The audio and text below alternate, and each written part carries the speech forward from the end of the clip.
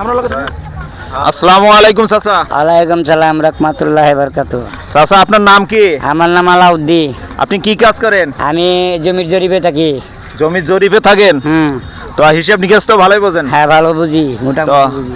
আপনারে আমি একটা ধাঁধা বলবো, হ্যাঁ, আপনি যদি অ্যানসার দিতে পারেন হ্যাঁ। তাহলে এই বন্ধুবান টিভির পক্ষ থেকে পাবেন একটি গিফট। আপনি কি রাজি আছেন? হ্যাঁ রাজি আছি।